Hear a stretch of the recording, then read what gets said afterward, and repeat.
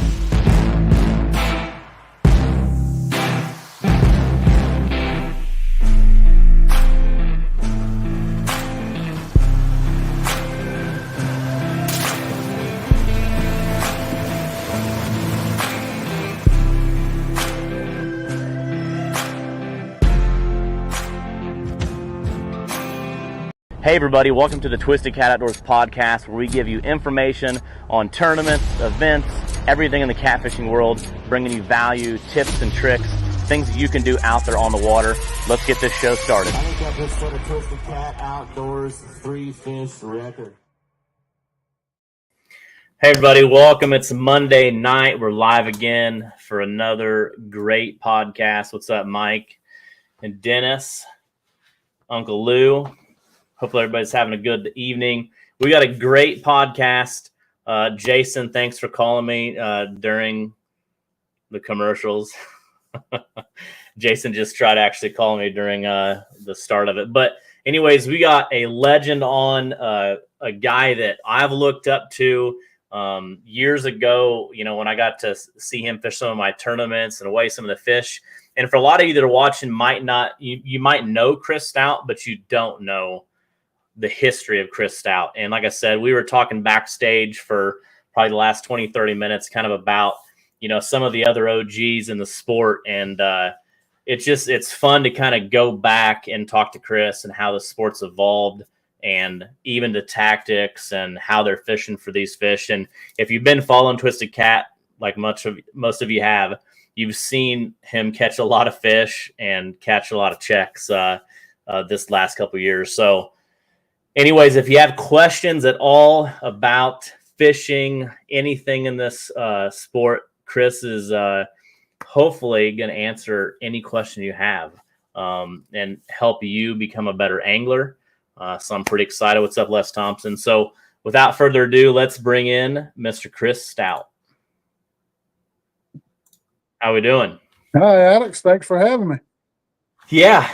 No, I was saying we had a really good talk in the background, the last 20, 30 minutes, just kind of about some things. And it's awesome. 10 years ago, thinking that I'd be doing a podcast on Monday nights and having somebody like yourself on the show, it just would have blown my mind. So it's pretty cool that I get to talk to you and hopefully ask some questions and you give us some insight on the growth of the sport, the growth of yourself, of how you've got to where you're at today. And a lot of people in the sport look up to you. And, hopefully we can pick your brain on some things. I got to tell you, it feels kind of strange that somebody would refer to me as a legend or something like that. But I'm just out here fishing, having a good time. And, just been doing it a while. That's all. You have been doing it. So kind of give us a little background. I always like to start, especially there's so many new people that, like we talked about, in the back before we got going, there's so many new people getting in the sport, kind of explain how you started, what it was like back when you started, and then kind of like where it is today. We talked about some tournaments you did in Osceola. Kind of give us a rundown of how you got into the sport of catfishing. So I grew up fishing on Tennessee River at Savannah, where you just had your recent tournament. I grew up kind of just using worms and shad guts and livers or whatever, and just bouncing the bottom underneath the boat and catching fish. And one day fishing, I hooked a 55-pound blue cat on a little rod, and that started my obsession. But back then, there was, in Fisherman Magazine, had a Catfish Insider. And I want to say there was another magazine that would occasionally put out an article about catfish. But back then, there wasn't even we didn't have the internet. So information wasn't out there. And I would read these articles from guys like James Patterson and Phil King and Jim Moyer. And I mean, I clung every word that I could read. I clung to it, and I took it for gospel. And every opportunity I had to go try, I tried to learn as much as I could. So I try to remember all the time, those guys learned how to do all that stuff with no help. But now, I mean, this was before, this is before side scan. This is before image and sonar. Just regular black and white 2D sonars with no internet. And guys were, some guys shared some information, but people were pretty tight-lipped. And those guys were really the pioneers of the sport. And to see how far the sport's come now, there's so much information available for guys now. So many people doing so many videos, and the things that it took, those guys 20 years to learn. A fella can learn it in a year now. Yeah, and put it into practice. So it's pretty amazing. Yeah, you said some pretty OG names. I mean, Jim Moyer. A lot of people probably who don't even know who that is. But I actually have been trying to collect all of. He did the Boss Rod, and he's got the 4 series. I'm trying to collect all of them just because I like to collect some of that old stuff. But yeah, I mean, he's an OG. I remember reading some articles about him. I might know somebody has some of them. Holler at me after the podcast, and I'll give you a name, maybe.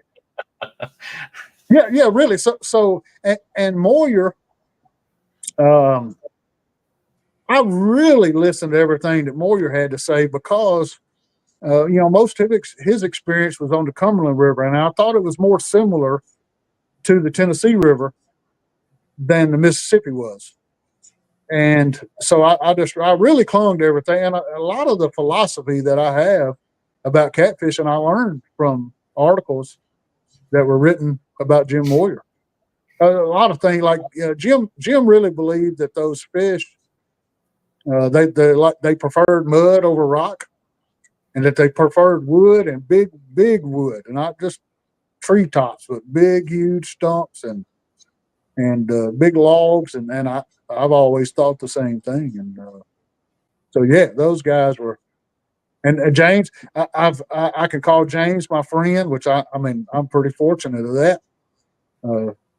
I've said many times, I hope that I can catch as many fish, half as many fish in my life as James has caught, or feel either one. But you've got to fish. I mean, like I said, now you got people in my era that look up to you and we like love to fish with you. Look at the people that you fished with. I mean, all of them. I mean, you just won a tournament with Bill Dance in the boat. Yeah, that's pretty awesome. That's got to be pretty cool. Yeah. You know? Yeah. Yeah, really. I thought about that today about, golly, so, fishing a tournament with Darrell and Jason.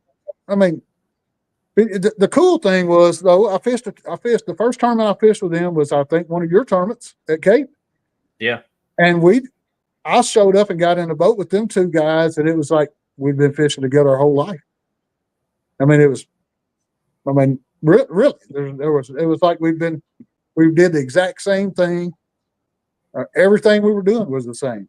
And I thought, man, this is pretty easy. So I just got to sit in the boat and fish, which was pretty awesome. Man, I fished with Matt Bingham and I fished with Roger Willie, who those guys locally around Memphis. I mean, those guys are old legends too. I've had the pleasure of fishing with Patterson. I've fished with Jeff Dodd and Roy Harkness. I mean, I don't know. I shouldn't name them because I'll forget somebody, and I wouldn't mean to. But I've really been for it. That's the biggest piece of advice I could give to anybody who's starting is go with everybody you can go with. If you get the opportunity to go fish with somebody, you should do it. And a lot of times you may not learn anything about fishing, but they may have something in a boat, and you think, dang, I don't know how I lived this long without that. There's always something to learn. So I've been really fortunate to have the opportunity to fish with so many great anglers. Yeah, no, that's huge advice. I mean, I've been able to go out with a lot of different anglers over the years. Actually, just went out with a guy up in Pool 19 for some channel cat this weekend, Nate Blint and Scott Rupert. And every time you go out, you learn something, whether it's small or big. Maybe it's a piece of equipment they have on their boat, but that's huge. And like I said, when I was looking at some pictures to add for the podcast, I was going back in your Facebook, and I'm like, I do remember now when you came to Cape and you were with the Massengales, and then I'm seeing there's the Bill Dance, and you have so many different people that you've had the pleasure to fish with, and now people have had the pleasure to fish with you. You get a lot of insight, and you've been doing this a long time, and I'm sure the amount of techniques that you've learned over the years. I know you used to mess with me in Cape. I'm sure you remember that. I still got that little weight somewhere. I wouldn't mess with you. What was that you gave me? Was that like a little 3/8 ounce? It was a 3/8 ounce bank sinker. Hey, sometimes I use those. Yeah. Sure. I know. You and a Hunter, though, I can never. You guys are always messing with me. So I don't mind sharing a lot of information, but you can't put your whole playbook out there when you're fishing the kind of tournaments we're fishing, So, but no, I mean so you learn how to fish different places. If you like, say for instance, on the Tennessee River, if you try to drift and do some bumping below, say, Wilson Dam, on the very upper end of Pickwick, where it's 8 feet deep. You got to run a trolling motor on 10 and use little bitty weights to even get a bait to move, even though the current may be 4 miles an hour. So, I think tournament fishing really helps. It makes you learn how to fish other places. You don't have any choice but to learn. So if I had it my way, I would just anchor fish all the time. I would just sit still and throw baits in the water. That's how I started fishing. That's how I like to fish. So, but I rarely get to do that. Because to compete now in tournaments, I mean, you kind of got to have that boat moving. Kind of what you're saying. Yes, for bait. a lot of times that's true. Yeah. And a lot of it's my impatience too. But I can't sit still very long in a tournament. So what about that Missouri River tournament, the Alton Classic you guys came up to, went to the Missouri? Kind of how did you pick that apart? We talked to Hunter about that a little bit. I mean, what do you think of the Missouri River compared to the Cumberland, the Tennessee, like are used to, and even the Mississippi? I mean, you obviously you guys tore that apart pretty quick and came up with a game plan, and it worked very well. So I mean, to be completely honest, we both just wanted to fish.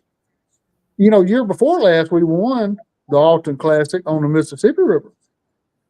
And then the following year, we went and we went and looked at the Missouri one day. I think we put a bait in the water for, 20 minutes, maybe 30 minutes. I think we put a bait through two places, and we had one bite on the Missouri. So that tournament, we went to the Mississippi, and we didn't do very good. We actually left and threw our fish back and didn't weigh them in, but I think we might have even threw away a check there too, because we didn't think we had enough fish to do well, and we were a long way from the ramp. So this year we just thought, man, we've always wanted to fish in Missouri, and this is a great opportunity to go, and that's what we did. And we decided we're going to fish the Missouri, win, lose, or draw. This is what we're going to do. So we went and just kind of picked it apart and found some places that we liked, and that might be the best way in. Like when that fish, I'm sure you remember it. It was already loud with the spectators and stuff, and I knew it was gonna be close. It wasn't like a real long fish, but it was just big. And when it started hitting like that 96, 98, and then the crowd got loud, and then it just 100. What was it? Maybe 100.3. I can't even remember, but how cool is that? I mean, I was standing on stage watching it. Yeah, I was watching on stage. It was like 96, 97, 98, 99, 99, 100, 99. I was like, oh. So I was like, yes. And then it was 100. So, Hot Hand Jones got him a triple digit. Yeah, especially to do that at a tournament. And then, like I said, that was 20. Was that 20,000 first place? It was. Yep. Plus big fish. So yeah, that was a good day fishing. Yeah, and plus it was on a river we've never even really been on. So yeah, just awesome. God, man, what a great experience. I'm really blessed, fortunate. So, I guess what would you say in the last? When did the bumping start? How did that technique change the game from? Back when you used to do a lot of the anchor fishing and the tournaments, where did that start to evolve and change kind of everything? Well, I think that, Phil King and Tim Haney and I think the other guy fished with him, Leland Harris, the old man. Those guys were, every time we saw them in a tournament, they were drifting and bumping. They were beating everybody. So it just came out of necessity, really. And it's, it makes sense that if you're not sure where the fish are, it makes sense to cover more ground. I mean, and that way you're always moving and you're doing something, and it just makes sense. I really struggled with it for a long time. I didn't want to drift. I even told a buddy of mine, Roger Willie, we went to Caruthersville once. And we fished for like half a day, and I told him when I get home, the first thing I'm going to do is take my trolling motor off the boat, so I'm not tempted to do this ever again. So I really fought it for a long time. But then, and it was inevitable that now it's staying, and it's one of those techniques you got to have. What about dragging boards? Are you ever dragging bait in some of these events? I do occasionally. That's maybe my least favorite way of fishing, but I do. I've got boards in the boat, and I got the whole dragging set up. And when we go to lakes, that's typically how I fish. Alex, I'll be right back with you. All right. Okay. So if you guys have any questions, let us know. Ask in the comments here. If there's any questions you have about bumping, rigs he uses, bait, any of that stuff, We're going to kind of get down and find some good stuff. Let's see. Somebody just sent a message through YouTube.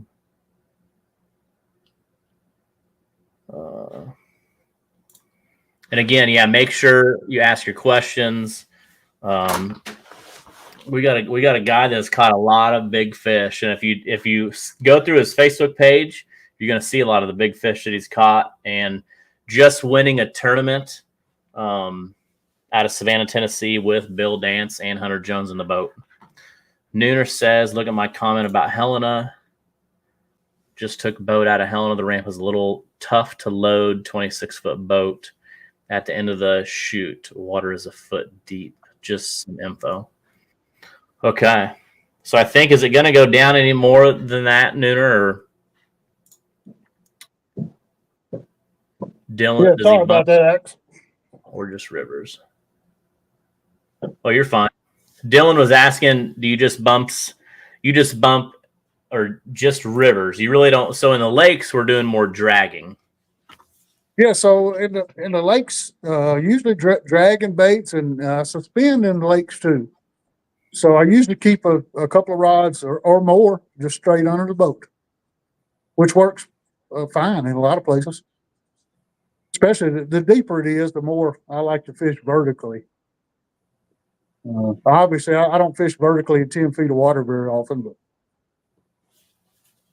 So Jason's asking about sizes of bait and how does he change that during the day? So will you start with big bait, small bait, change throughout the day? Kind of go through that. if I am fishing a 3-fish tournament in Cape where there's, we're just trying to catch 3 fish, then I'm probably going to be using a pretty big bait, and I never will change it. I'll use the same bait all day. So you think big bait, big fish? Yeah, I do. Yeah, sure. But there's a such thing as too. I don't think there's too big of a bait for the fish, but I think there's too big of a bait for the hooks that we use. If that makes sense. I mean, if I had some hooks that I thought I could fish with, I would put 2-pound pieces of bait down because I know the fish eat them easily. Do you think that sometimes there's days, maybe there's a front or the water's dropping rapidly where they're not maybe wanting big bait, but maybe having a smaller piece of bait to entice a strike bite or something different like that? They do, but again, it's the, I don't mind fishing all day for 2 bites. I mean, I don't mind fishing for 9 hours for 2 bites. If I get 2 bites and Hunter gets 2 bites, and they're the right, and we get 3 of the right ones, that's all it takes. So True. I think a lot of times I sacrifice catching fish for catching big fish, which that's hard. It's really hard to do. Man, it's hard to do that, really. Like it's not Savannah. There were times. I mean, all day long I had baits out that weren't much bigger than my thumb. There, so it kind of depends on where we're at and what kind of fish we're. Nowadays, if you're fishing the way we think is if you're fishing Alton Classic and you don't have 2, I mean, you got to have 2 big fish. I mean, you're going to have 2 50s or 2 60s to even think about winning. So I mean, I go to win those things. I don't go to place 4th or 10th. And sometimes we bomb out and don't do good at all. But, yeah. What about, so are you and Hunter using the same bait? Like, are you going to go catch skipjack and you're going to both use skipjack? Or are you going to use a head and maybe he uses a chunk? Or do you guys have different things you do there to try to see if it's more of a, do you really believe that they're only biting on heads today and not chunks or fillets? Do you really believe in that? Or is that just something that people kind of think? It's hard for me to believe that a hungry catfish swims up to a bait and says, I don't like the way that's cut, and swims off. I don't know. But there are also days that, I also guide, and there are days when every fish I catch will come on like a steak. Every fish all day long is on steak, and not one fish on a head. So, some places, I really think places where the water's clear, Cumberland River and the Tennessee River and Ohio River sometimes, fillets really put fish in the boat. But on the Mississippi River, I don't think they matter. So,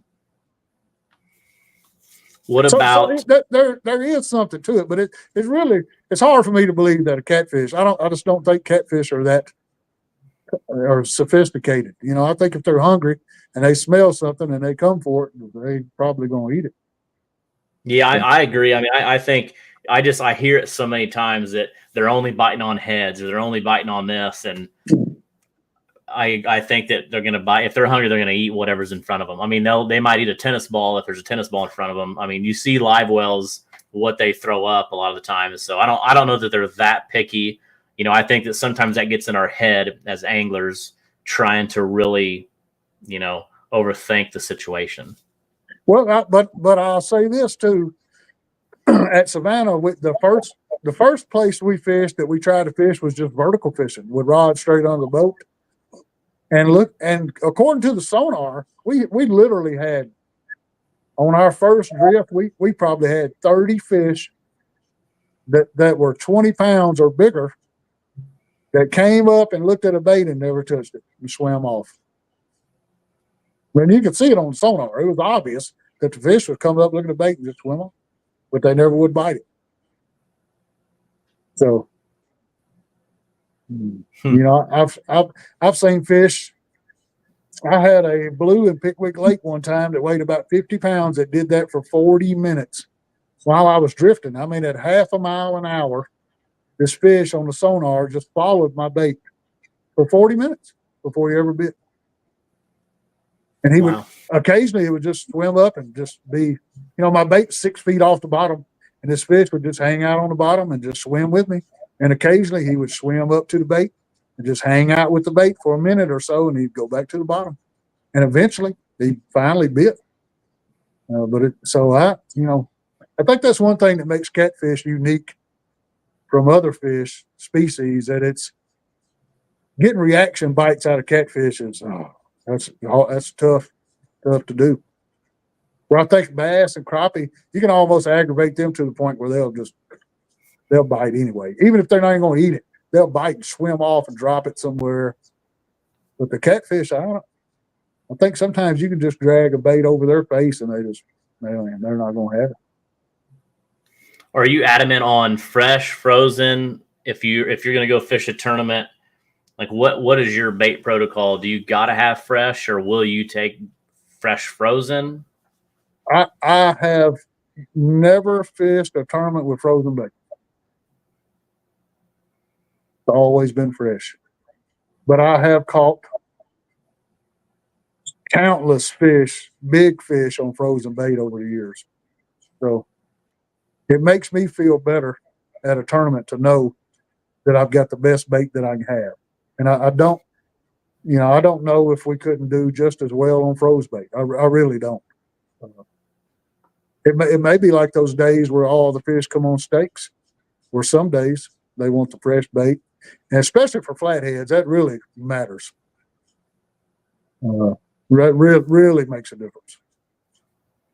I don't know that I've ever caught a flathead on frozen bait in Tennessee River. I don't think.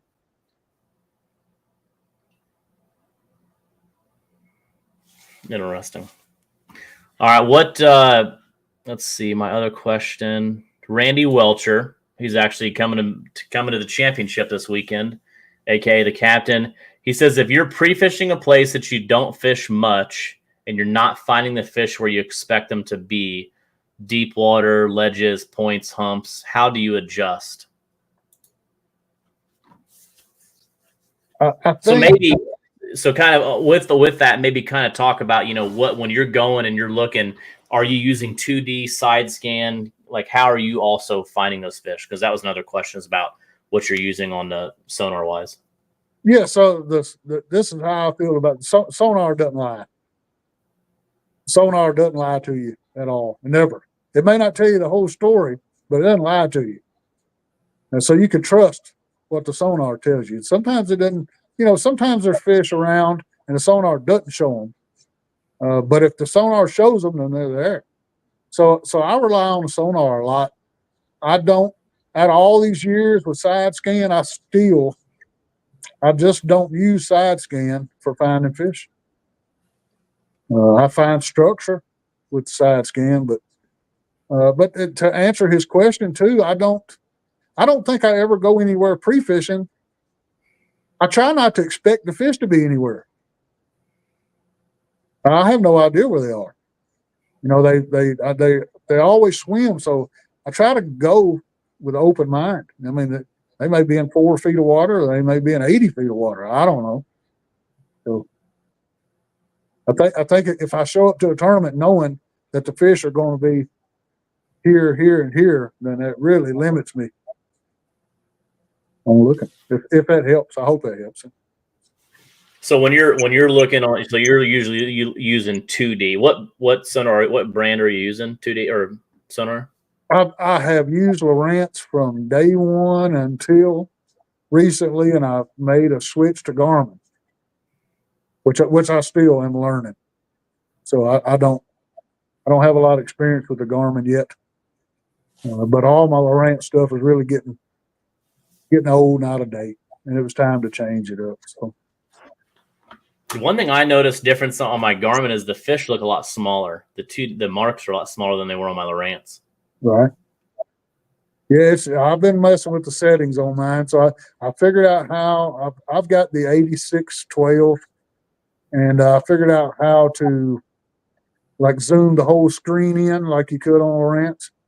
So that helps. So that gets me back to what I'm used to seeing. Do you think sometimes on these sonars that, you know, sometimes they hear that they're catching, you know, you might not see that fish because they're so into the mud that the sonar is not picking them up, or the settings aren't right? Have you ever had that scenario? I've had several. No, not more than that. I've had lots of days where I had good days and caught lots of fish and never saw one of them on a sonar one time. Not even fighting them, not even pulling them into the boat and netting them, and never see them on sonar. Yeah, that is interesting. That I can't explain. I have no idea. Let's see. So obviously you're using a lot of 2D side scan to find structure when you can kind of focus on the structure side of things. Hopefully that answered your question, Randy. So get out there and scan.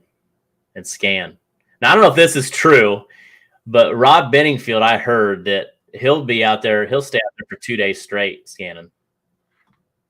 I don't know. I've never had the pleasure of fishing with Rob. If I were making a list of people to fish with, he'd be on it for sure. I keep trying to get him to come fish with us, but maybe one day we'll get him in the boat. So I honestly don't know where the fish are going to be. I just show up and look for them, and sometimes I'm lucky and find them, and sometimes I don't. But I mean, a guy called me once, and he got really angry with me because he asked me where he should go fishing, and I said, I know this is going to sound bad, but the fish are either shallow or they're deep or they're in the middle. They're either on mud, rocks, or sand, or either on the inside bends or outside bends, or they're in the middle of the river. So I really don't know, but you can kind of break it down that way. To me, you can. Do you think let's say you're fishing Helena this weekend, you're down there and you're pre-fishing and you go north and you find a good inside bend and the fish are, you know, maybe on the top of that on a sand flat or whatever. Do you think if the fish are doing that in this location, then 10 miles, 20 miles down the river, they're doing the same thing? Are they the same pattern, or can it just be all over the place? I think it can be all over the place. Really, I mean, really quite often you'll be, you know, we see tournaments all the time where guys are, you know, they're on the Mississippi River and, you know, they're drifting and bumping, and some of the, like, you know, if you made a list of the best fishermen in the world, these guys would be on it. And then when the day's over with, 3 of the top 5 were dragging baits behind a dike somewhere. You know, so I think it can be all of that. I don't. You just have to find your fish and fish them. I agree. What about if you're pre-fishing a tournament and you find fish on a Friday morning or a Thursday morning? Do you think how many times have them fish still been there Saturday? From Thursday to Saturday, every once in a while it works out that way.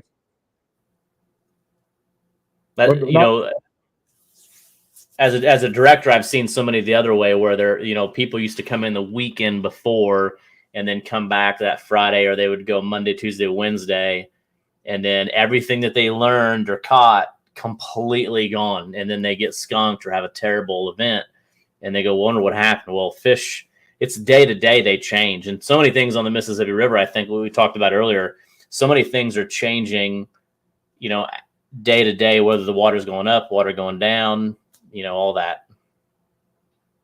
Yeah, it's.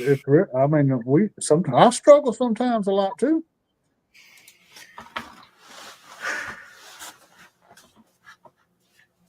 So hopefully that, that's probably not a great answer, Randy, to your question, but just get out there and skate. I mean, in a nutshell, you shouldn't go expecting fish to be somewhere to start with. You should go with an open mind and not knowing where the fish are, because I see you guys all the time. They go somewhere and they catch a 50-pound fish, and then like every time they go to the river, they go to the same spot. Yep. Now, I don't know how many 50-pound fish they think they're going to catch out at one spot, but so I mean, a lot of times I do good in tournaments fishing places I've never fished before. I mean, I've never put a bait in the water there, and that's where I end up fishing tournaments. A lot of times that happens. Our Missouri River tournament was that way. But we obviously never fished there because we never even been on the river. Yeah. So another thing, back to that 2D, I heard another thing this is a Missouri River tournament that I had at a St. Joe, and I heard that these guys are shutting their sonars off because the 2D was scaring the fish. So if they were going to run an outside bend to fish it, they would shut their sonar off because they said that the sonar was pushing those fish out. Do you shut yours off? Do you leave it on? Do you ever shut it off? What's your thoughts on a sonar scaring catfish? I'll say this. The only time my sonar has ever been turned off is if a battery went dead. Okay. Great answer. But I know guys who I think are better fishermen than me that would argue that I think the sonar makes a difference catching bait for sure. No doubt. I mean, it's obvious. And so I don't doubt that it doesn't affect the catfish too. But I don't want to give up the information that I get from the sonar during a day of fishing. I would rather scare off a few fish and find a few other ones, if that makes sense. Yeah. Greg Holtgrave asks, do you use floats or no floats? The only time I occasionally use them when I'm drifting, if I'm somewhere where I just can't make a bait move, somewhere where the current's really light, or if I'm dragging in a lake. I don't do any of this anymore, but small lakes, some of our local lakes that our state manages, and private lakes, when I catfish those, I almost always use floats.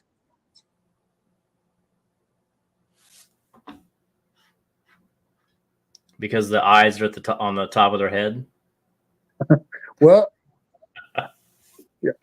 yeah, kind of. I mean, when I fish those small places, which again I don't do anymore, but I found that I fished the banks. I threw toward the bank and always used floats, and I caught more fish.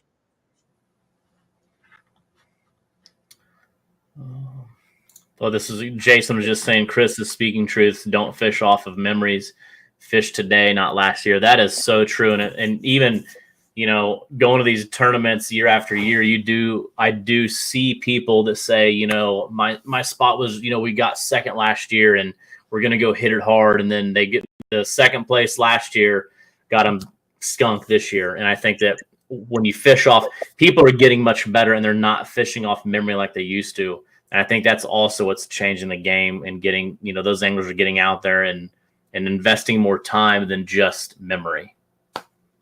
So when I, again, going back to when I first started, when there wasn't any internet, there wasn't any way to learn. I fished the Tennessee River, and man, I read some article where James Patterson, I think, was catching these huge catfish on the Mississippi River, and I thought, man, I'd like to go do that. So I had this like 17-foot center console ski barge with those old 100-horse Johnson, and I carried it to the Mississippi River, my wife and I backed the boat all the way down the ramp, almost to the water, because I knew she couldn't back down this ramp. And I got out and got the boat ready, and I said, okay, sweetheart, all you got to do is just back up, let the boat float off the trailer, and just pull up there and park anywhere. So she backs me in the water, and the boat floats, and I kind of bend over, and I'm pumping the ball on this old two-stroke and raising up the fast idle and choking it, and I'm watching her, and I finally get the boat started, and I look around, and it's like, and it looked like I was a mile from the boat ramp, and I thought, whoo, I've never seen anything like this. So that first day I learned, I thought to myself, how many trips am I going to have to make over here before this is amazing. And at the time I didn't know it, but the river was at flood stage. So I'm driving down the bank, and it's like 40 feet deep. And then all of a sudden it's like 5 feet deep. And I was like, whoa, look at that big hump. I didn't know there was even dikes in the river. Oh my. So I learned, that one trip I thought, man, I don't know how many trips I'm going to have to come here and learn this place, but it's going to be a lot. And I thought it cost me $100 to go over there way back then. And a couple of weeks later, I met a guy who said, I know a guy who hired a guide for catfish. And I said, what? And he said, yeah, a guide. And I said, I didn't know there were guides. He said, yeah. So I took a trip with a fellow named Gary Haynes. Gary lives up around Reelfoot Lake in upper northwest Tennessee. Gary is one of these guys that you never hear about either. But Gary knows these things. Like he tells me one day, he says, okay, he said, if you don't have any scales, he said, put both your thumbs, touch the ends of both your thumbs, and spread your pinkies out as far as you can. And he said, if you can't touch both eyes on the catfish, he's 90 pounds. And I thought, what? I thought, how many people have caught so many 90-pound fish that they know how to measure them like that? Well, Gary was right. And I've done that several times. But Gary, I think I paid Gary $350 for a guide trip. The guy who was supposed to go with me and split it stood me up. So I had to pay for the whole trip. We stayed on the river for like 11 hours, and we caught one fish that weighed 14 pounds. It's the only bite we had all day. But I learned, I got a 10-year head start on catfishing from Gary. And all this is going back to where Jason said, don't fish on yesterday. But I took that trip with Gary, and I told Gary, I just want to learn. I don't care what I catch. I could care less. I've caught lots of catfish. I just want to learn. And I don't care about coming back and fishing your spots or none of that. And I think I didn't go back and fish that part of the river for 15 years. So I took what I learned from Gary, and I just went to the river and I tried to learn on my own other places. So I think that really helped me in learning how to fish other rivers. I have a lot of people who hire me for a guide trip to learn. And they all, 98% of those people who are learning, they end up just looking for spots to fish. But I caution everybody that, instead of worrying about the spot, really pay attention to where, and I don't mind sharing that information, pay attention to where we're at and how we're fishing and what we were looking for. And then go find that stuff on your own, because, you don't want to come back here and fish this spot where I caught 100-pound one yesterday, because the odds that you're going to catch 100-pound one there, tomorrow is pretty slim. So yeah, going back to that, you learn all the information you can, and then go try to find those, find those places, and not just the spots. Yeah, that's some really good information. So I was told by somebody a long time ago that 90% of the fish were in 10% of the water, which is really intimidating when you go somewhere like the Mississippi River. That's a lot of water, Jason Mitchell asked, during real high pressure, will you anchor up more rather than bump? Probably yes. If I do bump, I'll try to slow down, way, way down. Yeah. So are you always looking at the pressure? How important do you think that is? Now this is my theory, and it isn't something that I know, but I feel that, right before a big front, the fish really turn on, and during fronts, they really put on a feed bag. But they eat so much that for the next 2 or 3 days, it's my opinion that those pressure changes force bait toward the bottom. And it's pretty obvious if you look at the sonar. You can go in a lake right during a front or right before a front, and it's like, or you can go, say, 2 days before a front, and you go out on a lake and you just ride out in the middle of the river channel, and you see a fish here and a fish there, really nothing. But right when those fronts come through and you go back and look in the same places, and it's like millions of fish, and they're all on the bottom.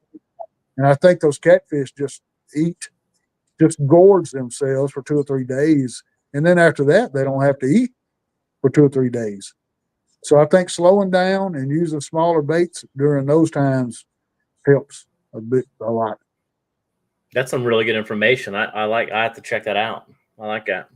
That's true though. There is times you go out before, a front, and they are just loaded in the channel. Yeah, and you can kind of watch them. They get in this pattern where they, like, for 3 days, it's like you can't do any wrong. It's because they are just feeding. But the first day they're just really on fire, and then it slows down, and then on the third day, after the front goes through and you get that big bluebird sky, it's like the fish are done. And then the next day, you always get those real high, thin clouds, and those are the worst days for me. And then the fishing's really tough, and then they kind of start biting back after 3 or 4 days. And I think there are some exceptions to that. I think in the springtime, the fronts don't bother the fish nearly as much because they're almost always warm fronts. And in the fall, I don't think it does really in the fall, but I think most of the year, those fronts really affect the fish a lot. I wish somebody smarter than me could explain that to me, because, the barometric pressure, I would think that a fish moving vertically in the water column 3 feet, the pressure change would be huge compared to a little bit of atmospheric pressure change. Yeah. So I don't know. But it's my theory that it affects the bait more than it does the fish.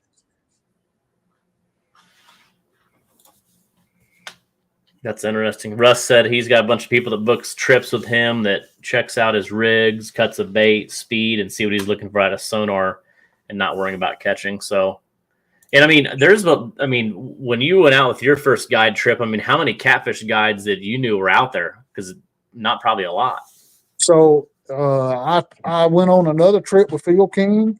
So Jim Moyer was doing it, and I didn't know it at the time.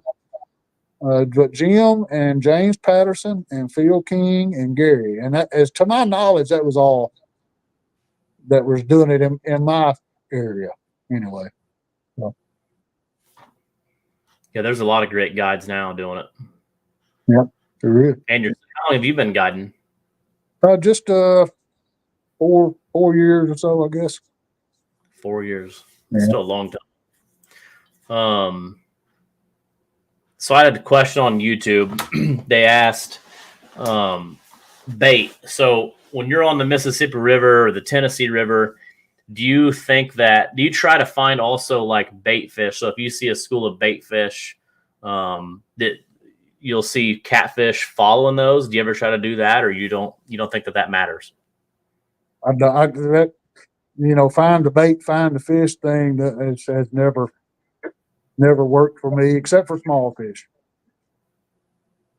If you find a big school of shad on a lake somewhere, now this is only my experience, and I certainly can't speak for everybody, but I can put bait, in a big school of shad on a lake somewhere and catch fish usually, but it'll be 10-pound fish, 12-pound fish, and so it definitely works, but I'm kind of geared toward catching those. I just want to go catch 100-pound fish, so. What is your personal best? My 96. I caught 2 that weighed 96, which I don't know what the odds of that are, but a 96 on the Mississippi River and a 96 on the Tennessee River. And then what about netting? What's your personal best netting? Hunter's 100.3. 100.3. I've got a hat coming that says Netman Stout. Oh, nice. Dylan just said, glad to see you in here. Just went out with you in Alabama.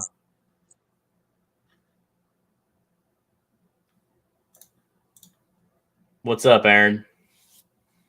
How's things in Helena down there so far? You been catching them?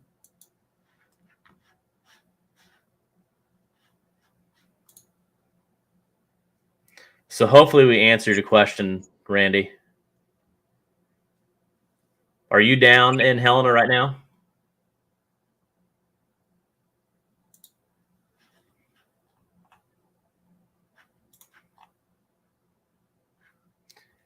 Is the video freezing on anybody else's end? Old Crow said he's having some issues.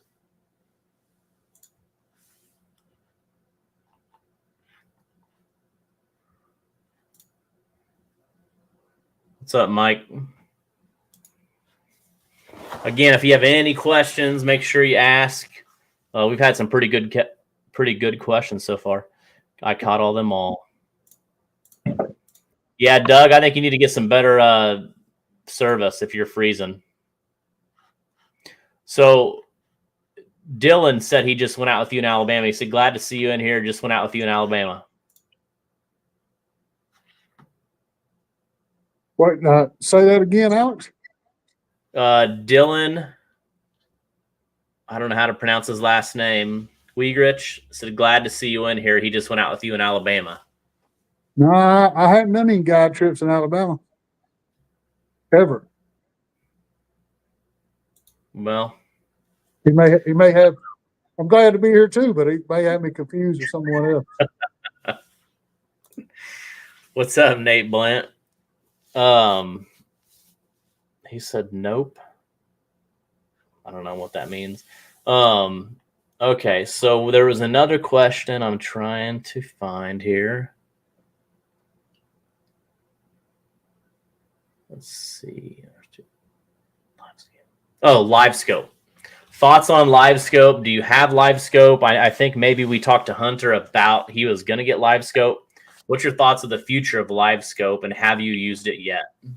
I have not used it yet, but I have intentions of getting it and trying it, but I haven't done it yet. I probably would have already done that, but I broke my trolling motor and had to buy a new one, so that was a big expense. So honestly, I know a few people who have, and I don't know. I really don't know if it's going to help us or not, honestly. But I think it's too new in our sport to really know. Yeah, it's definitely, I hear some people in Texas are using it and being good on it and are doing good. Old Crow, I don't know what to tell you. We got some fast service, so we should be good. But, I've got live scope. It's definitely awesome for bait. I've not really tried it too much on catching catfish. I think a lot of the stuff that we're fishing is a little bit different than the crappie and the bass guys, but it's definitely hurt the bass world and the crappie world is in, it's definitely that people are looking at their live scope and one rod. And I know we have people out on the Missouri River that are live scope, and Craig's building rods specifically for live scope and catfish. even some weighted hooks, I think. So I'm kind of curious how that'll progress, if it will affect us. But we're kind of a unique sport. I think we have so many different techniques, and again, you're catching 3 big fish. And I've also talked to some guys that they've seen at the live scope scare catfish, scare them away. So it'll be interesting to see. Yeah, I'm really skeptical that it's going to help a whole lot in our application. It may help us learn more about catfish, which would be a huge plus, because we still don't know a lot about them. So yeah, Craig Norris just shared a video, but it's exciting nonetheless. Like having live scope on the front of my boat, and I have it in perspective view, so you get a 180-degree view of what's going on live, and there's a lot going on, and that's where like it's crazy, because you don't think there's so much going on underneath the water, but there is. I mean, from skipjack and shad moving, and actually I was at Kentucky Lake and sitting in a dock in a slip, with the boat facing out, and there was a kid catching skipjack, just a lot of different things. So I mean, it's definitely a tool. I think it's really key to help find good structure. I think it's key for bait. I just don't know yet about catfish, but we will find out for sure. Yeah, maybe I'll be the one to figure it out. Yeah. Yeah, I mean, there's no doubt. I mean, if you look at the bass world, I mean, it's so bad that they're banning it in a lot of these tournaments, because the guys, I watch this Bassmaster Elite, and man, these guys are live scoping these fish. I mean, they're sitting on the same school of fish for like 6 hours and just bouncing a minnow in front of them the whole time, hoping that 4 or 5 of them will bite, and they do. And I mean, those guys are just, I don't know those crappie guys. It was a father and son, Jeffries maybe. I mean, those guys were dang. I mean, if they showed up, you should just give them a check, because they learn how to use that equipment. And so we'll see how it goes. Like I said, I don't know if it's going to apply to catfish or not. One thing that's different is, I mean, a lot of the catfish we're catching they're 200 feet away from the boat. Yeah, I know. It's kind of hard to put a jig in front of one of those, and so I don't know. I'm going to invest the money in it and see if I can learn it. So.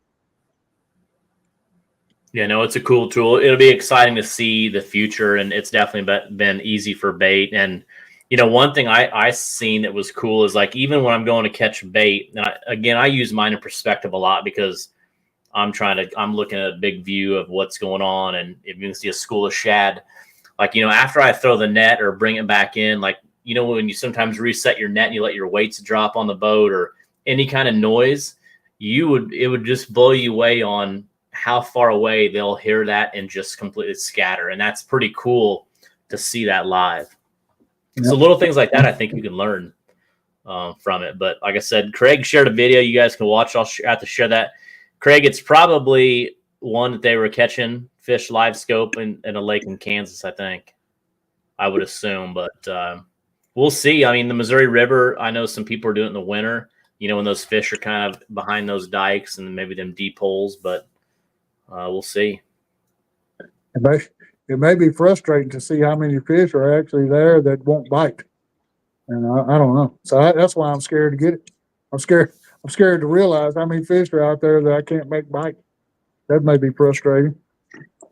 Do you think that we'll see any advancement in people using more like lures instead of just bait, like maybe bait and lures? I don't know. I think that's what's kept catfishing from getting as big as the bass, really, as far as a sport.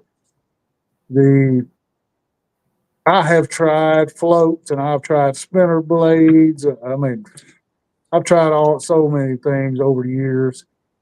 I remember going to a tournament once, and somebody came up with a manufactured bait. And there was a lot of boats and a lot of teams at this tournament. And they passed out these packages of this prepared bait and gave everybody there a package. And when the captain's meeting was over with and everybody left, I looked around the room and all of that stuff was still on the table. Nobody even took it with them. So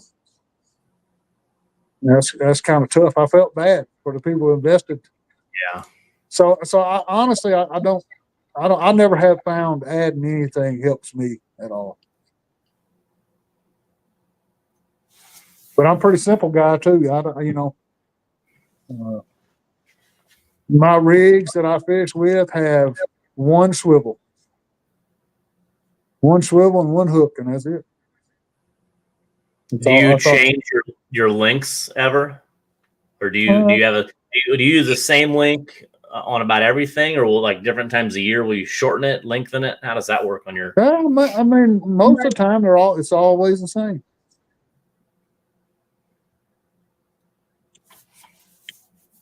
Yeah.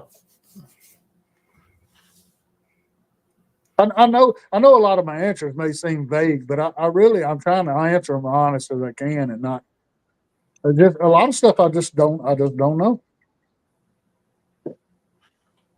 I thought I had that weight you gave me somewhere. I got it somewhere. I gotta find it. I think it's in my truck still, but I wish I had that weight that you gave me. So, did you really? Was that really what you were using that day?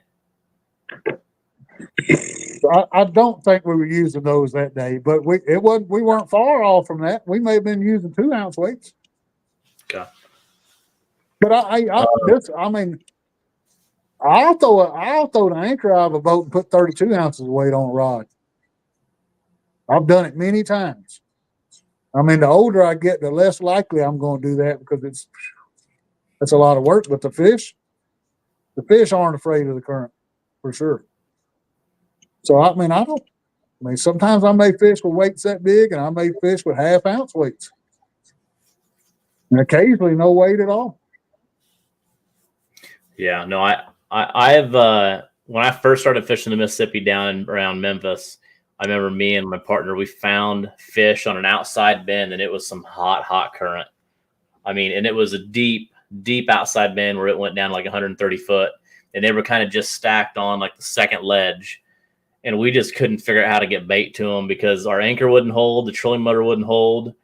We'd try to anchor way above, and we didn't have enough rope, and we just could never get to those fish. And that's what makes them tough to catch sometimes, because sometimes in those scenarios, they're tough to get on, especially if they're in that hot current. Hot current's not fun to fish. It's a lot of work. It is, for sure. Yep. Somebody was asking if you've ever fished Santee Cooper. I have not, but I would like to go there. But from what I've read, I would like to go there when the wind isn't blowing. So So your home water is the Tennessee River, would you say, right? So I live about an hour and 10 minutes from Savannah, and I live about an hour and a half from Memphis. I live in between those two. So I fish both rivers. What is your favorite body of water? The Mississippi. We're out on the Mississippi. Would you say, do you have a certain stretch? It's like, if I'm going to go, and this is one of my favorite stretches. I mean, I like the upper Mississippi. And I think it's because it's new to me. It's somewhere I hadn't fished a lot. I hadn't fished the upper Mississippi until I started fishing with Hunter, I think. But I'm fishing with Hunter, everywhere you go with Hunter, it's like, I like this place. So we've had some good luck. The upper Mississippi has been good to us. So I like it, but I hadn't had a chance to go as far down south as some of those guys. And I mean, obviously the fishing down there is just like nothing we've ever seen before. But there are other stretches of the river that are just bad. I mean, it's the Kentucky Lake part of the Tennessee River, in my opinion, even though it's the biggest lake on the Tennessee River chain, it's to me, it's as far as big fish goes, it's the worst of them all. That place is tough fishing. I mean, really. I mean, Why do you think it is there so bad? I don't know what the. We have Asian carp there now, which probably doesn't help.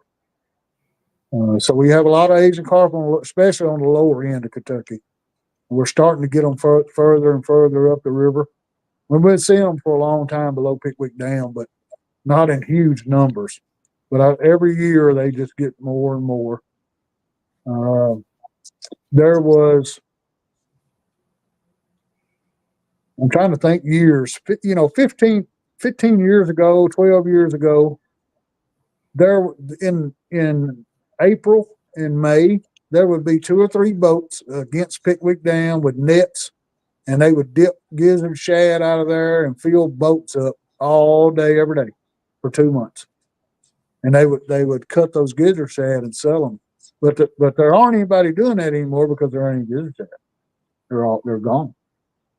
You get on the lower end of the lake and you can still find some gizzards, but nothing like it was 15 years ago. So I don't know if the commercial fishing hurt them that bad, or if the commercial fishing and the Asian carp combined has hurt them.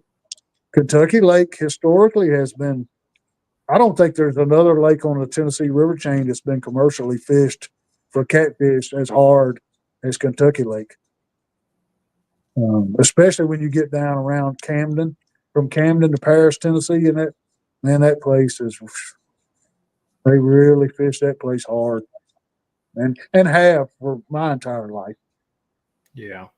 So, but I don't know that that's the cause of it. Yeah, the carp will definitely change the. Yeah. How that, I know we've got hurt up here with the carp, so, but it's. The shad are coming back a little bit, but not like they used to be, 10, 15 years ago. Yeah. Do you have a bucket list place that you'd like to fish? Yeah, I got a few. I would like to fish the James River and Roanoke River.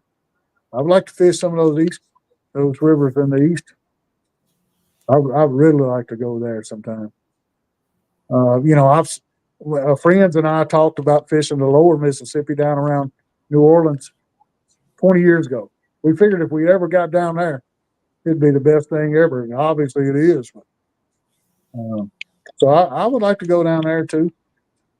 But those evidently those rivers on the east just you just see so many 40, 50-pound fish come out of those places. It's unreal. It is. And a tidal river would be something new, something I would enjoy it.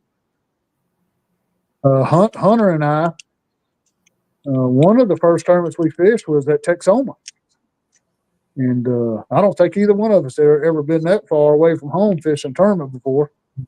And that was completely new to us, I think we got there on a Tuesday, and we really struggled for a long time. But I enjoyed that trip.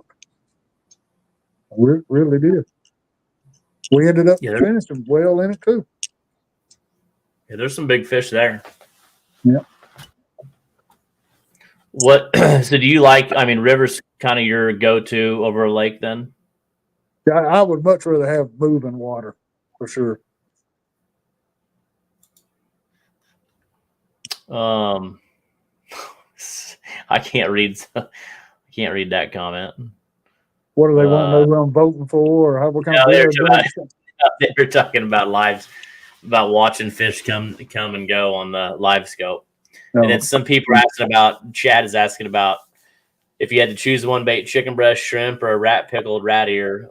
Have you used chicken? Yeah, occasionally I do. If I'm fishing for small fish, yeah.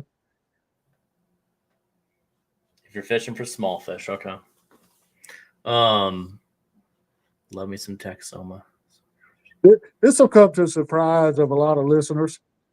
I have never caught a fish. I have never caught a catfish over 30 pounds on shad. And I've only caught one 30-pound one on shad. Really? Yeah. I almost never use them I do throw the net sometimes and get them, but I have almost zero confidence in them, even though, every tournament I fish are shad in the live well. So I know the fish eat them, but I just don't. You don't believe that, you always hear people say that, shad or that cold water bite, skipjack or moon eye in the warm water. But if it's cold, it's got to be shad. What's your thoughts on that? Then obviously not. Well, if it hadn't been for me, I know James Patterson would argue. He would say that shad puts more fish in the boat in the wintertime by far. He's told me that several times. Ryan Casey will tell you that too. And they're confident in it, and they fish enough that they know. I think it's more of my confidence in it that keeps me from catching them. Yeah, I agree. Aaron Gerald said he's got a 75-pound fish last fall on shad. Because everybody, on the Missouri River, I mean, it's like code. You got to use shad in the winter. Yeah, crazy. Well, and I hear that from a lot of people. That's right. So when Hunter and I went to Texoma, it was the first time we'd ever been there, and when we got there, everybody was like, "You're not going to be able to catch any fish on skipjack here. There's no skipjack in Texoma. You got to have shad." And we threw the net and threw the net and threw the net, and we ended up with some shad. And we were going to buy some shad, and we found out they were selling them for like, God dang, $8 a pound. But the shad that those guys were selling weighed 2 pounds, and I was like, man, it cost us $1,600 to buy those shad. I thought, nah. So we used skipjack, and although I don't know if we even caught 3 fish the first day, little ones. And then we ended up placing 6th in that tournament. We did it with skipjack, and I think if we'd had a few more hours, we would have done better than that. It just took us a while to figure out how to get it. So I'm a skipjack guy. Yeah, Coy said he's caught them on Texoma using skipjack many times. Yeah. What about some advice to give a new angler that's, you take like a cold delp that, he just got into the last, which he just made the comment, he caught 7 5-pound fish on shad last fall, not a 75-pound fish. But what would you tell an angler that's now he's getting in the sport, just like, Cole's a perfect example. There's a couple guys on here, but he fished the last 4 tournaments and didn't make the championship. He's fishing against some, obviously, like we talked about, some great anglers. What would be some advice to give somebody new that's coming in the sport, fishing against a lot of these good anglers and such? So, things have changed so much from when I started. But, what I've always told people is go with as many people as you can go with fishing. If somebody invites you to go fishing, go with them. If if you're just determined, there are so many great guides. If you're going to hire a guide, there's a few reasons. If you want to go catch fish, then you should hire a guide and go somewhere where there's fish. Some places just have more fish. Those guys that are guiding down there, I don't know them personally, but there's a couple of guys that are guiding down there on Gunnersville. Those guys are putting big fish in the boat just nonstop. So if I was wanting to just go catch a big fish, hiring those guys would be the way to go. And then there's other guys who are just catching lots of fish, and I'd hire those guys. But there's a few guys out that really know. They really know fishing. For example, like Ryan Casey. Ryan's caught fish. Russ DeVore, he works with Ryan, but those guys. Those guys catch fish on lakes and rivers and ponds and streams and, the Tennessee River. Everywhere they go. Yeah. And, for the guy who's wanting to learn, that to me, that's a great investment. For what you pay a guide, if you think it costs half that much just to drag your own boat to the river. And what you could learn from one of those guys. Now, nowadays, though, you got the internet. A lot of videos, a lot of guys make, you kind of have to take, you can edit videos and you can travel somewhere where the fishing's really great and make it look like, I don't know. I would suggest to find somebody that you think you can learn from and hire them, pay them, and go fish with them and tell them that's what and be upfront with them and just tell them, hey, this is what I want to do. I want to learn. So that worked for me, really. I'll never be able to. Literally, that trip with Gary Haynes knocked 10 years off the learning curve. So I don't never. It's hard to explain what I learned just hands on doing it with him in a boat. Yeah. Somebody asked. Go ahead. No, I'm sorry. No, go ahead. So, in tournament fishing, is a lot to do with your partner too. I mean, you're talking about a partnership where people are spending nowadays. I mean, spending lots of money and finding. I've told Hunter this before that the last few years fishing with Hunter's been. I mean, it's been pretty awesome because Hunter and I both. Hunter doesn't need me in a boat to win any tournaments, and I feel like I don't need Hunter. But so we work good together, and we can be fishing. And I could say, "Hey, why don't we try this?" And Hunter, he doesn't hesitate. He says, "Let's try it." And I give him a little slack every once in a while. I say, "I don't want to do that," but we always end up doing it. But we work good together, and there's no big egos, and nobody's the captain. And one guy doesn't have 15 years more experience than the other guy. So the tournament stuff is got a lot to do with your tournament partner. I agree, and unlike bass fishing, and I mean crappies got partners, but I mean I could sit here and name them. I mean if you look at some of the top people in the sport, top anglers, I mean look at their partner. And that's key. I mean, you and Hunter are big. That when you're switching partners a lot, that affects your weigh-in. I mean, big time. I mean, just we always talk about when you have a partner and you're going to go on a trip.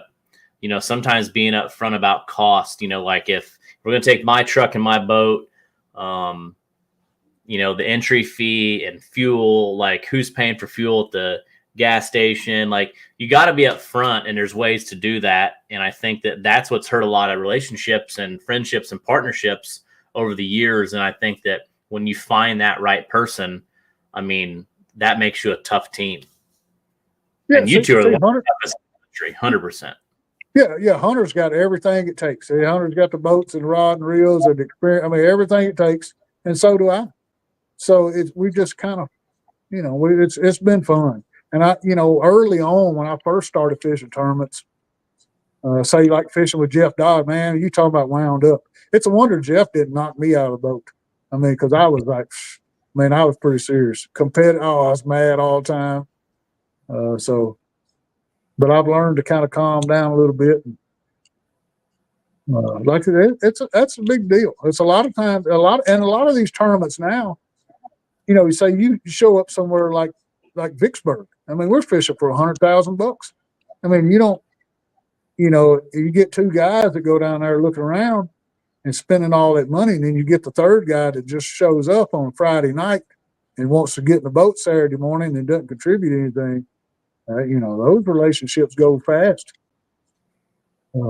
So yeah, I mean, and it's like anything else, any other business that you would go into, or a marriage, or finding a partner is a big deal. It's hard to do.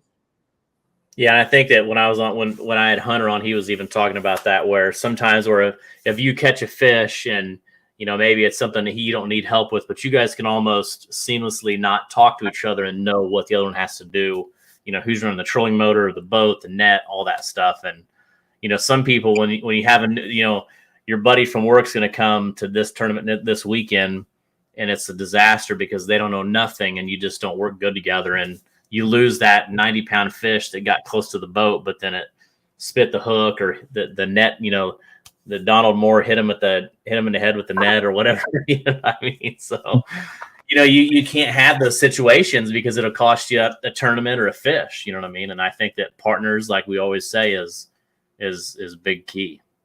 Well, so Hunter guy still wants his share of the check. Hunter is.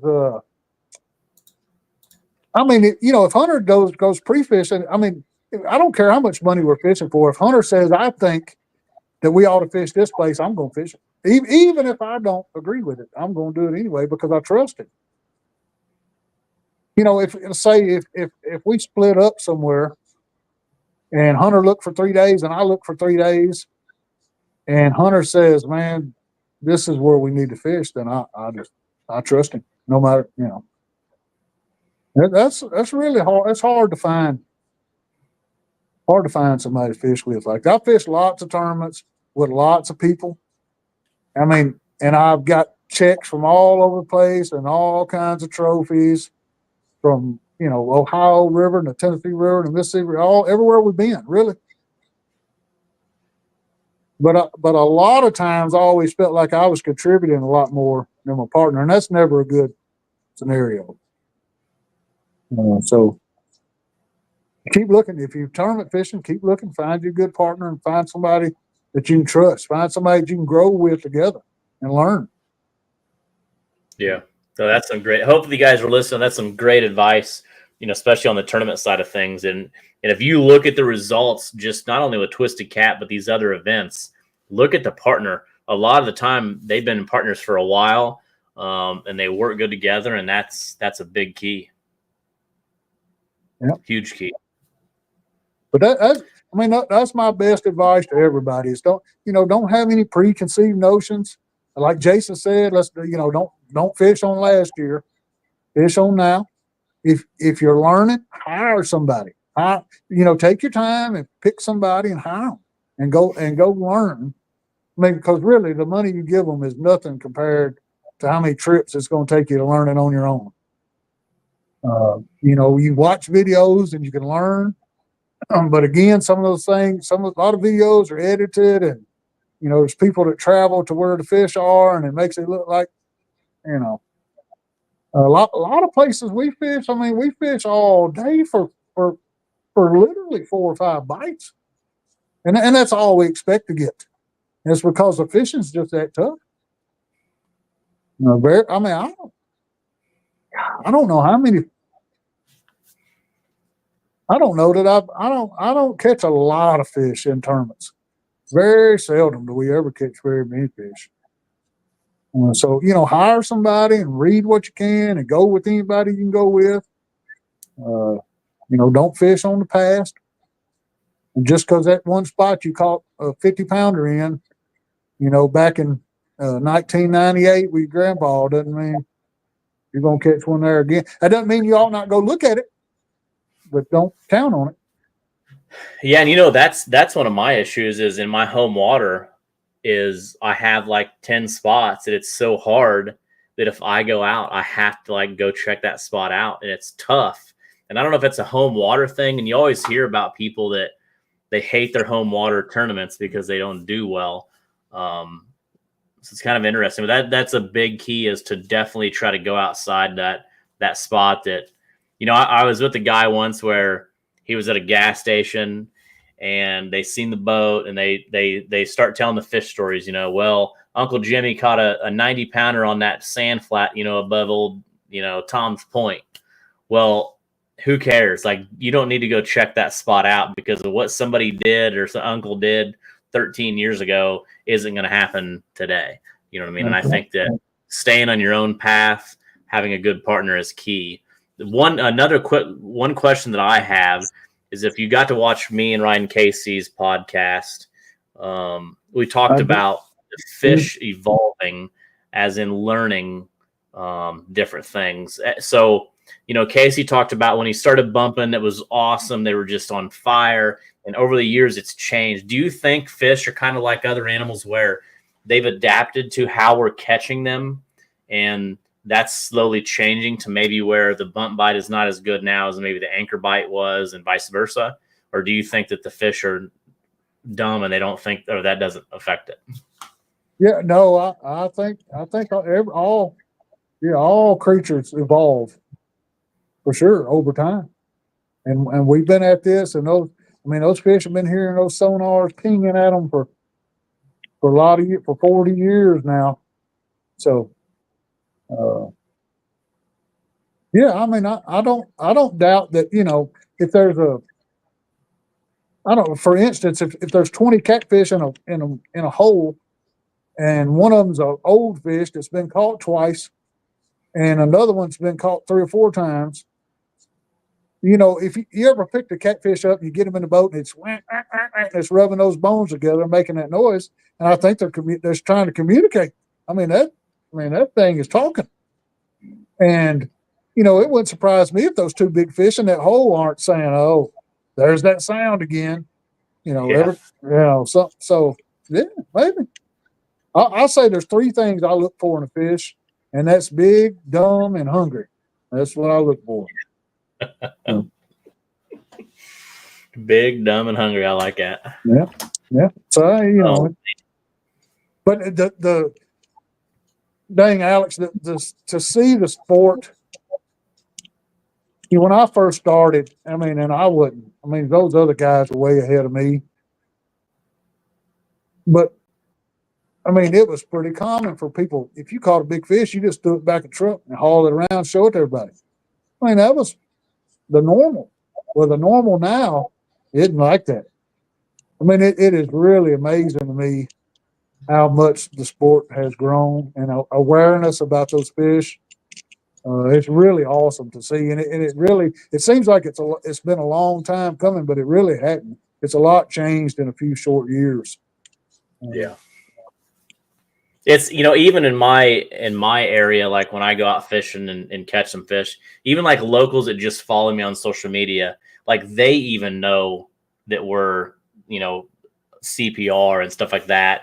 They understand it. When you hear something like an outsider understand like what we're doing, that's pretty cool. And I think that says a lot. You know what I mean?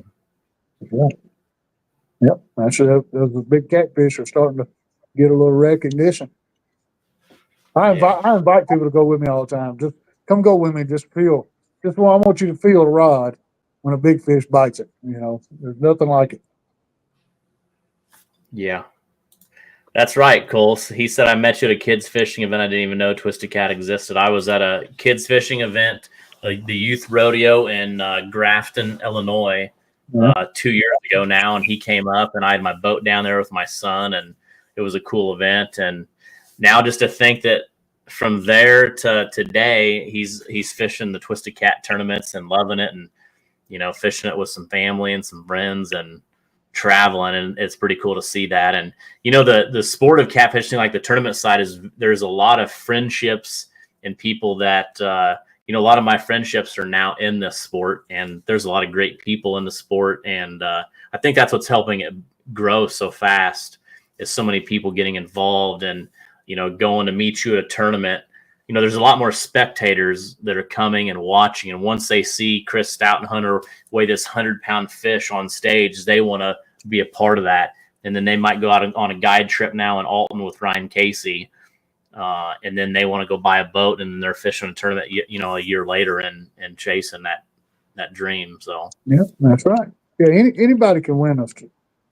Yep. Joe Hardy said that he wants an invite.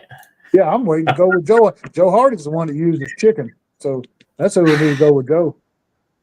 Yeah, Joe. If you're not busy, Joe, come hang out with me this weekend in Helena. But yeah, no, Joe's caught a lot of big fish too. Joe's a good old boy. Yeah. No, man, this really is the catfish. The world of catfishing has changed so much, and I'm proud that I was even around and was some kind of part of it. A huge part of it. I remember like 10 years ago talking, your name being brought up, and I didn't know nothing. I was just doing these tournaments out of a back of a Tahoe with a notebook and a bathroom scale, and just meeting those people and hearing about you guys. That was, and now to see like Bill Dance fishing some of my tournaments, and then you winning the Savannah tournament with Bill Dance and Hunter, like how that has got to be Would you have ever thought you'd be fishing a catfish tournament with Bill Dance? I would have never thought that I could have won a tournament at Savannah to start with, much less do it with Bill in the boat. You know, Yeah. Hunter just came off a win at New Madrid, which is his home. And like you said, when you're at home, man, it kind of gets in your head. And so that was huge for Hunter. Hunter's been wanting to win that for a long time. And unfortunately, I couldn't be there with him. But, then I kind of won one on my home, too. So, and to do it with Bill, Bill fished Helena with us, too. And like I was telling you earlier before the podcast, I think we were on track to do well in that one, but our timing was a little off. We started one way and went the other, and if we'd started the other way and went the other way, it'd been different. But Bill was with us in that tournament, and I don't know where we ended up, sixth or something maybe. I don't think we caught a fish until 1:00 in the afternoon or something, but we did good after that though. So yeah, and you guys have had a heck of a year, and I was talking to you about that again before we got on the show tonight. Nobody's doing it for a living yet, and that's always getting thrown around. But 2-3 years ago, nobody was doing it for a living. It's getting closer. I mean, the money is starting to get bigger and bigger. Jason Massengale, $100,000 in one tournament, $19,000 in another tournament. And then he's cashed several of my checks this year with Twisted Cat. Even what you guys, Hunter won New Matt Alton. This is in about a month. He won Alton Classic. You guys won Alton Classic. Then he won New Madrid. And then you guys won Savannah. Yeah. That's not easy to do. And especially with the caliber of anglers these days. No, for sure. In Savannah, what do we have, like 22 boats at Savannah? Which I think you'll have more boats next year at Savannah for sure. That tournament will draw. I'd be surprised if you don't have 40 there next year or more. But out of those 22, look at who was fishing. Well, that's what I was going to say. If you look at the people that were there, that was kind of stiff competition. Yeah. And New Madrid too. Dang. Yeah. That's the who's who of fishing there. So, but it's been tournament fishing. It's expensive and it takes its toll. It takes us. You think about it. I was thinking about this today. I don't know how many miles you and Liz and Rhett have put on the truck, pulling the trailer around, but it's been a lot. You guys are really, really putting in the work. And as people are investing in catfishing now, I was watching the commercials before the podcast. That's pretty cool, man. And you got people like Sea Arc, and you got Power Pole, and just you name it.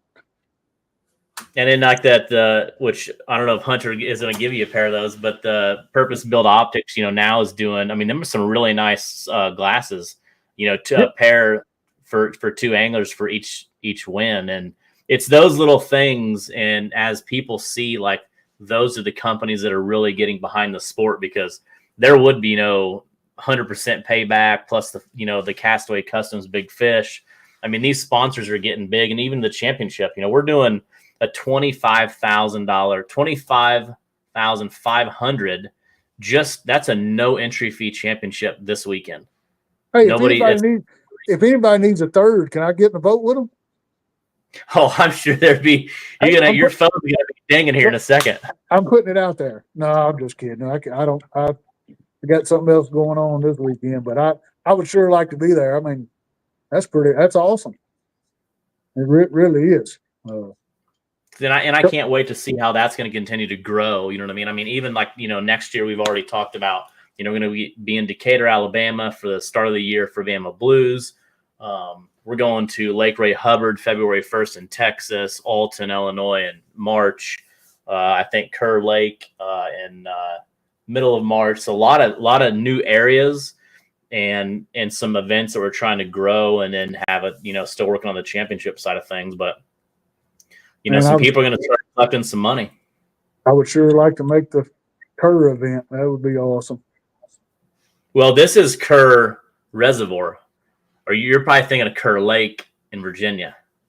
That's what I'm thinking, Virginia. So So you're thinking, Bird Reservoir is a really good a good lake in Oklahoma on the Arkansas no, River. yeah. Oh, Yep. well, I know you guys work hard. I know you do, and you invest a lot of you and your time and your money. And Steve with Sea Arc and just a lot of it's pretty amazing to watch sport grow. The future's bright, and I'm glad I got to be a part of it for a little while. Yeah, well, you're going to be a part of it for still a while, I assume. Well, yeah. I hope that we can make the Winter Blues. We're gonna try to start the year off with that one maybe, because we got a lot of people out there that don't think we can catch them on a lake, but we'll prove them wrong. So, Yeah, I think Nooner. Maybe was it Nooner that was talking crap to Hunter the other day? I don't know. I think Mike Mitchell's wanting to. He thinks he went some of his money back down there, but I don't know. Wait, what did you learn in Perryville, Missouri? What did I learn in Perryville? So what really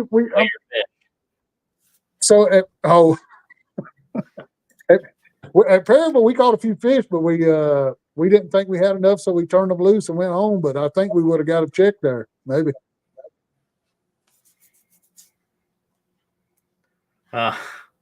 Chris, what was the funniest joke Bill Dance told you when you guys were fishing?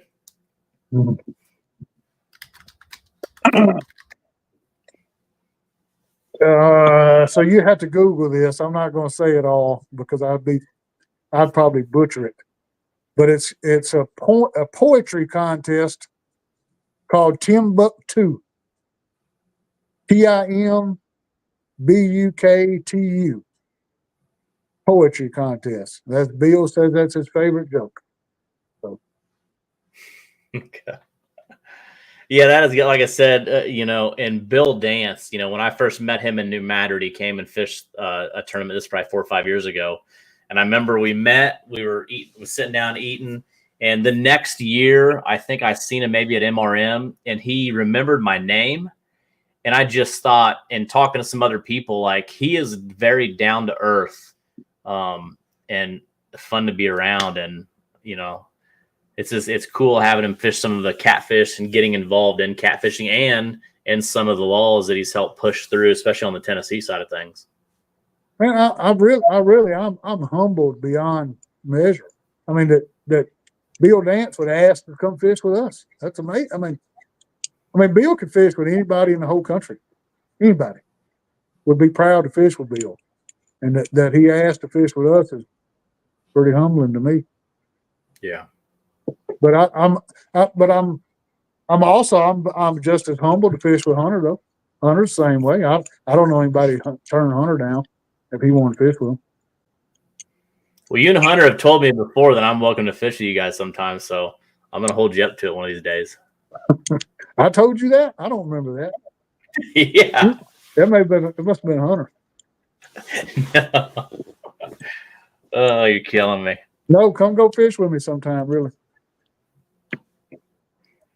Nooner said I'd turn him down in a heartbeat. I know it. Oh, my. Well, dude, is there anything else you'd like to say or any questions you have? Or no, I look forward to 2025, and we'll see how 2025 treats us. Yeah, well, you had a heck of a 2024, and in the last, you've had a good,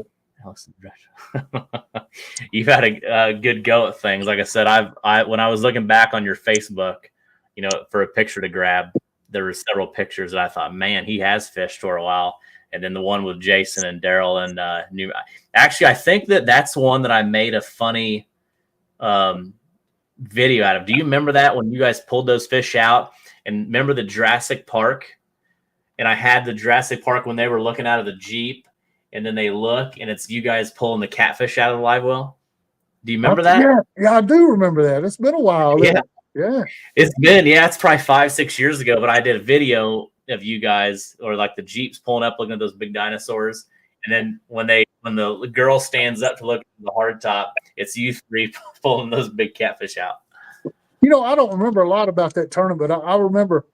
So I drove from my house to Cape, which is 3.5 hours that morning. So I left my house at like 2:30 in the morning and drove to Cape and got in a boat with Daryl and Jason. And we went to our first spot. And I mean, I didn't fish like 2 minutes and caught a fish, but it was like a 2-pounder. And Daryl said, "You think we'll catch a big one here?" And I said, "I don't know. I've never been here, but it doesn't look good." And Daryl said, "I don't think so." So we left. And I'm telling you, it was like I'd fished with them my entire life. It was like, it was a fun experience. And it seemed like Daryl and I caught fish most of the day, but I don't think Jason caught a fish until the last part of the day. He ended up catching the big fish. Like a 68 or 60. I don't remember what it was, but it was a big one. And, but I remember I think Daryl had one on and Jason had the big one on. And Daryl was trying to, I don't remember what all was going on, but I was just sitting in the front of the boat watching all this. I had a 30-pounder on too. And they never even knew I had a fish hooked, and I had it reeled up under the boat. And they got both of those fish in, and I was like, whenever you get done with this net, you can net this fish. And Daryl said, "Whoa, you got a fish on too?" And I said, "I do," but it wasn't what Jason had. So that was just a cool experience. So, and kind of like Savannah, when we got that 68 in the boat, it was like, man, you were thinking, we probably won this tournament, probably more than likely. So, Hunter and I, year before last, we won. Hunter and I have done so well so many times, I don't remember. But we had one year, everybody was saying, "Man, you guys had a great year." But what people didn't know is we didn't. We had bad luck. I mean, I had a fish on at Cape that could have possibly been the biggest fish I've ever hooked by far, and fought this thing till way down the river, and it just came off. And I had another great big one that I lost at Helena. Hunter had a 50-pound fish come off beside the boat at Cape. I mean, but we still ended up finishing good. But that year we really had a bunch of big fish. But Hunter's this year, Hunter, I think Hunter caught all. I think this is no joke now. I think one of the fish we weighed in at Savannah I caught. And other than that, I don't think I've weighed a fish all year. You guys, what side of the boat? Do you guys switch sides of the boats, or? Yeah. Oh no, I get mad and kick him on the other side of the boat, and he still catches them. So